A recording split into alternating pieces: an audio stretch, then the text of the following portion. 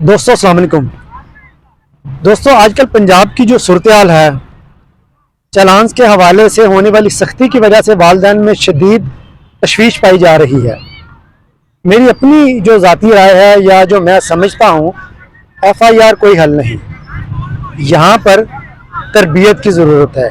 लोगों को अवेयरनेस दें, मुजरम ना बनाएं, थाने हवालात ना दिखाएं, नफ़रत पैदा ना करें। कम उम्र बच्चों को हथकड़ियाँ लगाना मैं समझता हूँ ये दुरुस्त अमल नहीं है।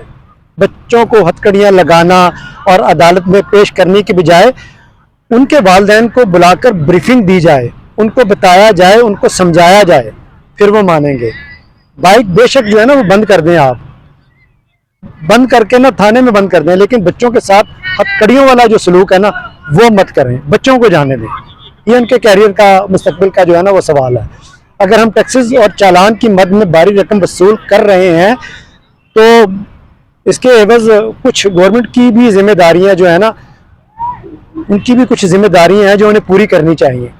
हालात तब्दील होने चाहिए, मैं मानता हूँ हालात तब्दील होने चाहिए। ये सब मुमकिन होगा अवाम में बेदारी पैदा करने से, शऊर पैदा करने से। और मैं लोगों से भी यही कहूँगा कि ट्रैफिक कवानीन की पाबंदी करें। हमें ट्रैफिक के हर कायदे को एहतराम के साथ मानना चाहिए ताकि हमारा सफ़र महफूज और पुरसुकून रहे। इससे आगे मैं कुछ नहीं कह सकता। जो हालात हैं वो आप सबके सामने हैं। देखने और सुनने वालों का बहुत शुक्रिया।